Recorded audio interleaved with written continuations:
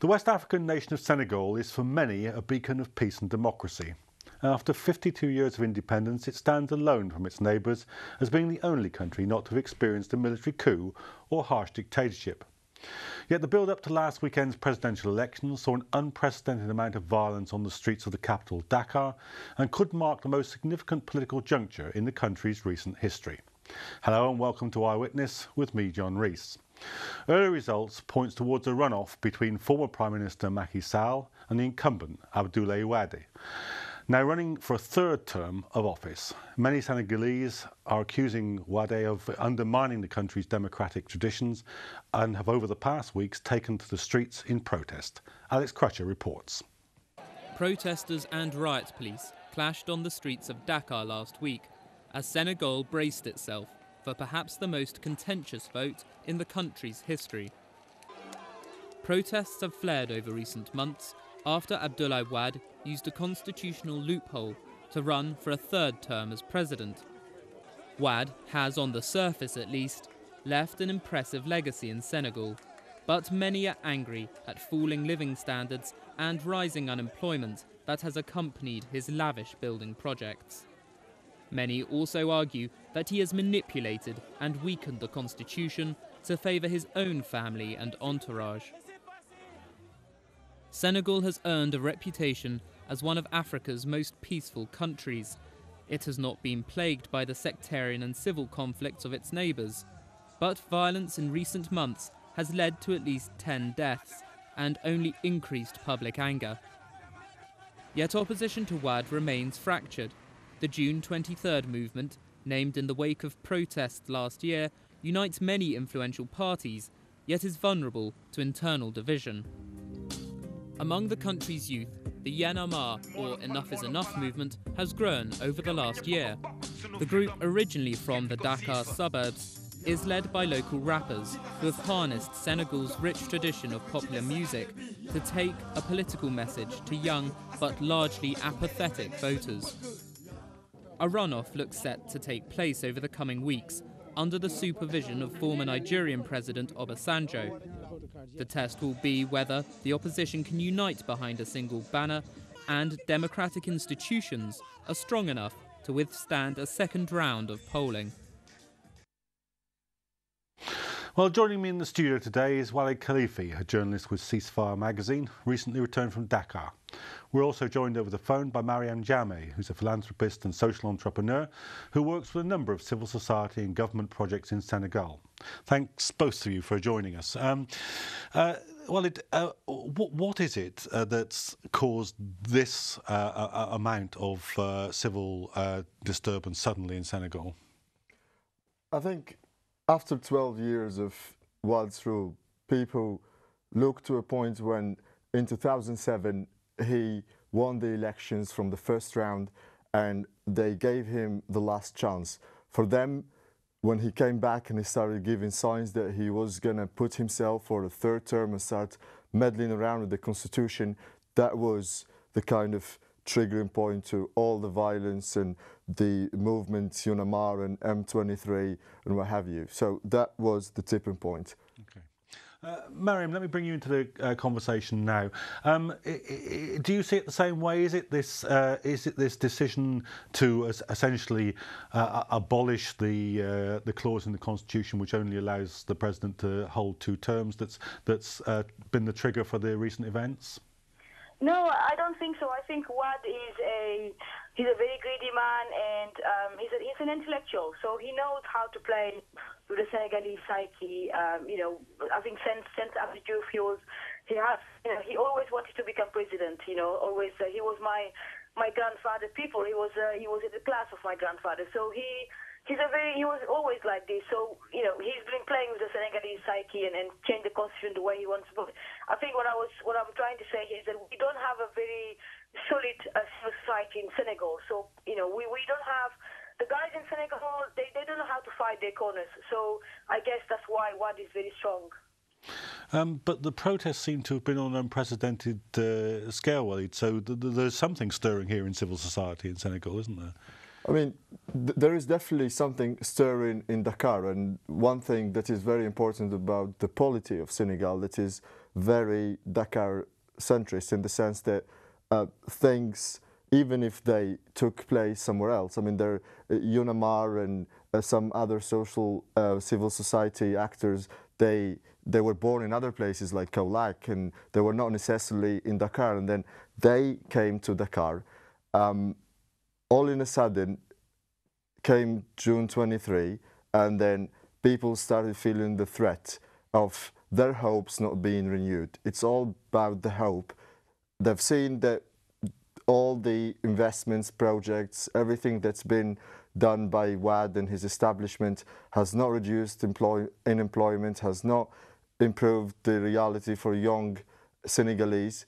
And then the guy comes again and he said, I am going to run for elections one more time, and there is no hope for change. So this is what's really driving the motor of protests and the will to not see Wade again in power.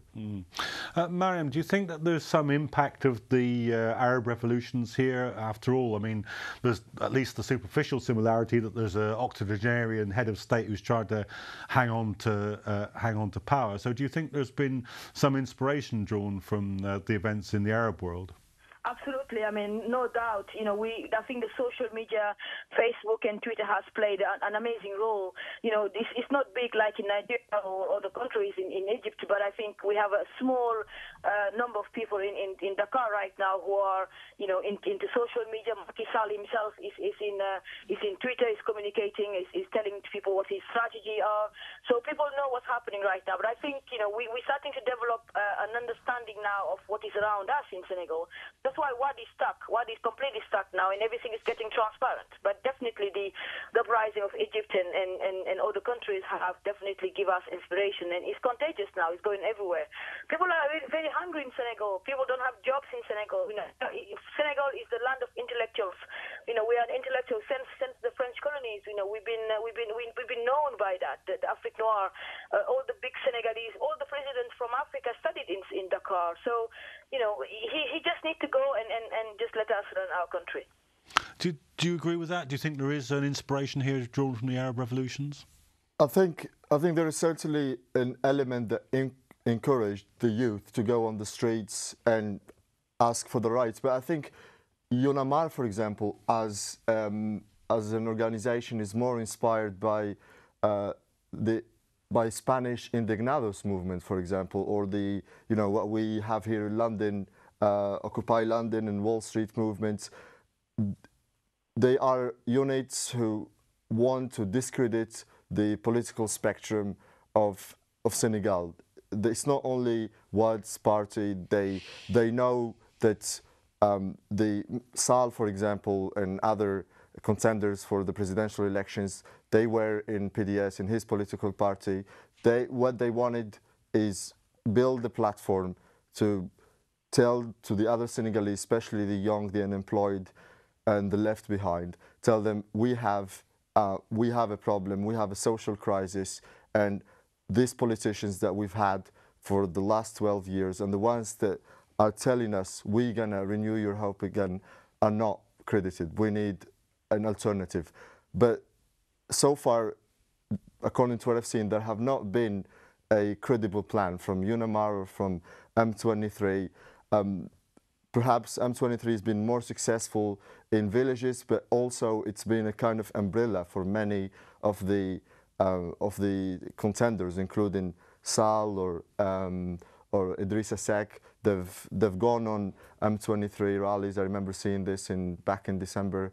But is it something that was kind of inspired by Tahrir Square and brought to Place d'Obélisque in Dakar? I don't think so. I think it would be a bit of a stretch to make this analogy. Let me just ask you a bit about the economics of this, because there's a strong element in the international protests, whether we're talking about the Arab revolutions or whether we're talking about the ones in Europe, of a reaction to neoliberal economics, to privatisation, deregulation, the onset of the economic crisis in 2008. But there seems to be an element in the Senegalese issue where it's a failure of kind of state projects to really deliver for the mass of the population. How do you see the economic element to the revolt?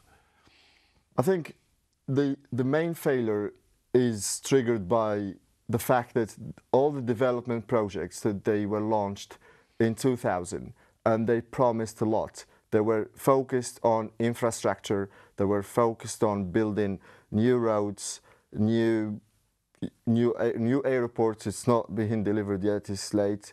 But they haven't focused on the social front. The young people, yes, they're going more to colleges, they're going more to schools, they're going more to university, but there is no economy to absorb them. And this contributed a lot to the frustration. The administration of Wade, according to me, has failed miserably in kind of bringing up drawing the parallel between the investments that they put in infrastructure and urbanism, especially in Dakar, and then social programs to employ people and give them opportunities. Marianne, let me bring you in on this aspect of it, on the economic aspect of it, because obviously in Tunisia, in Egypt, this sort of personal enrichment of the Ben Ali family or the Mubarak family, their ability to sort of harvest great wealth from state revenue and so forth was an element in the discontent that brought about the revolutions. Is that something here that's happening with the Wade's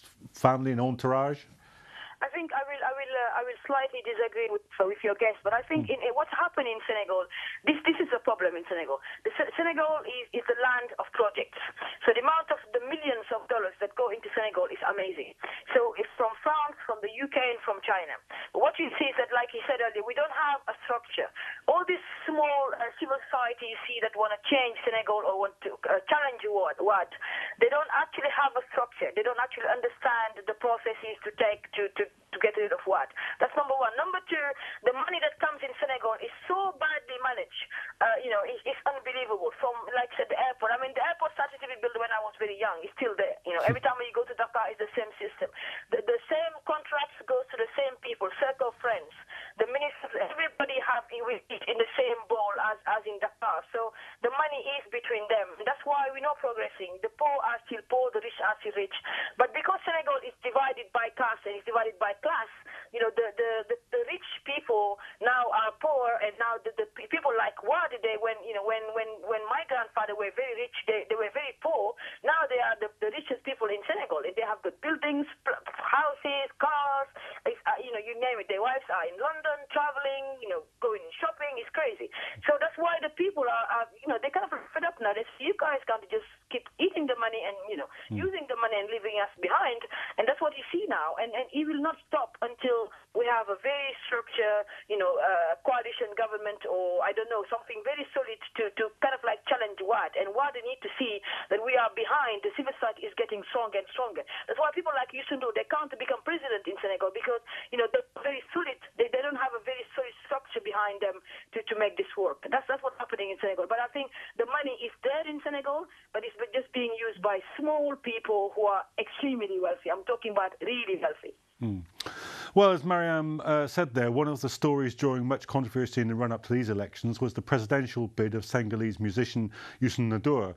Despite canvassing a great deal of popular support, his candidacy was eventually turned down on technical grounds. Here's what he had to say when voting was taking place on Sunday.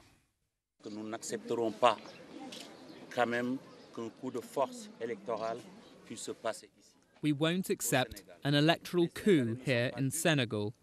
The Senegalese are not stupid. We worked all of last year to wake up the consciousness of our citizens, and I think everybody has heard us very well. The Senegalese have finally heard, and I think it's a good thing. Haven't had their voter cards yet. We knew how to use this fact to push away the power who has caused too many deaths, ruined our economy, and sowed desperation in our youth. If that presidential bid had gone ahead, would it have galvanised popular support, do you think? You're talking about N'Dour? Yeah. Yeah. I remember when I was there in January and the entire thing was not decided, I was asking people, would you vote for N'Dour? And it's unbelievable how much of a popular figure he is everywhere in Senegal. He's, you go to, troubled places like Casamance in the south or up in Touba in the north. People love him. But when it comes to asking them, do you really see a president in him? They kind of take a step back. They are not fully convinced about his political credentials. They said, we don't want him to be stained. We love Ndour. We want him as a musician. He goes out there and represents our culture and music. And we don't necessarily think that politics is where he needs to sit in. Some of them agree that he should contribute to the process. Others said that he should be allowed to run for the first round so he can kind of pass off his votes on the second round to another presidential candidate of the opposition. But I'm not sure if he would have been voted in the second round or even in the first round. Marianne, what do you reckon? Ndour as a good figurehead for the opposition, but not as a workable presidential candidate, or do you think it might have galvanised wider opposition? Ndour is a joke. Excuse me, but Ndour is a joke. He can't become president of Senegal. I think here being in the West is really funny when people just talk about Ndour. Ndour cannot become the president of Senegal because number one, he doesn't have a strategy, he doesn't have a policy for Senegal at all. So he's using his celebrity status to say, well, vote for me, I'm going to become president. If you go now and say to Ndour, what are you going to do for the economy of Senegal? He can't answer you. So he was out from the beginning, and like I said on my blog, he can't become the president of Senegal because the way he is right now, Ndour was actually his wealth and the way Ndour was built up, his wealth was given by these people. He's part of the system. So Ndour, when I was young, Ndour was coming to our house. We used to give him money to be where he is. So he can't become president of Senegal because he owes so much money to people, and he's part of the system. His father used to go to Abdoulaye Wade to get some money. So so he can't become a president. It's a real joke. So I'm glad he's not president because it's a real joke and for Senegal. Okay, so Oualid, what do you think the strategy of the opposition now should be? How is it going to mobilise enough critical mass to unseat a president who's determined to hang on to power? I think it will really depend on the official numbers when they come out for the 14 candidates. If it's really close between Sall and Wade, then I'm sure Wade is going to try and reach out to one of the opposition candidates who got, kind of middle percentage, and then offer something like what the Nigerian presidents wanted to offer. Wade really believes that him and his son should stay in power, and his clan. I think he believes that the country would just go to very, very, very dark fate if he goes away. He thinks that his son is the most qualified to run the country. How it's going to work out on the 18th of March, I guess, would be the second round. I think, in my opinion, Sall would win, but he will really have to rally with the opposition. He would really need to buy people's votes, and then the organizations and the civil society need to be mobilized and needs to support the opposition candidate. Even though he is part of the establishment, he was one of the closest allies to Wade. But if they don't want to see the pillars of their institutions and this constitution violated, the only option, as things stand, is Sall for president. So Marianne, do you think that this can be resolved within the electoral process, or do you think that the process is too fragile or corruptible to actually manage a transition of power now? Do you think it will need extra parliamentary or extra electoral force on the streets to make a fundamental change? I don't believe so. We're doing an amazing work behind the scenes. I think people must not underestimate what we are doing right now in Senegal. We're trying to make the civil society stronger. We're using the social media. We're using Facebook, Twitter. We're helping, the Macky Sall and all the guys to really make sure that the messaging is very clear. In Senegal, outside Senegal, and make sure they are very organized and really fighting Wade. The only way we can win this election in Senegal and get rid of Wade and his his son. It's just to make sure we are disciplined, we are very organized, and our messaging and marketing strategy is very clear. That's what don't have. What the reason why his children are all from France, and they have the backing of the French government or the relatives in France. So they will use the Senegalese money to go and hire the PR companies in France, etc. So we are young, and we can have Macky Sall and all the guys to make sure that our message is clear. But Macky Sall will win in Senegal, and Wade can't do anything about this now because we have Twitter and Facebook, and we'll fight up to the end. And he will not become president of Senegal. Do you think that's right? Do you think that Sall will win, and that if he wins, there will be a peaceful transition and that will be the end of the matter, or do you think he'll try and hang on in there? I think if Sall wins, it will be a peaceful transition, and it will be as peaceful as the transition between Senghor and Diouf, and then Diouf and Wade. Senegal, the previous presidents. Yeah, the previous two presidents.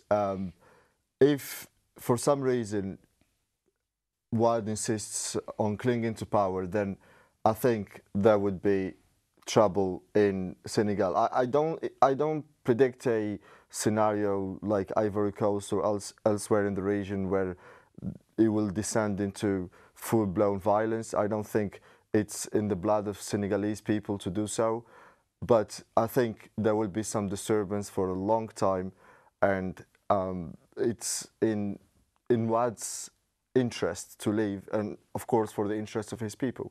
Well, thank you. That's all we've got time for this week. Thank you to Oualid Khelifi and to Marianne Jamie for joining us, and of course to you for watching. We're on Twitter to take your views and questions on the issues we've been talking about, so please do get in touch. You can find us on @EyewitnessComment. Until next week, goodbye.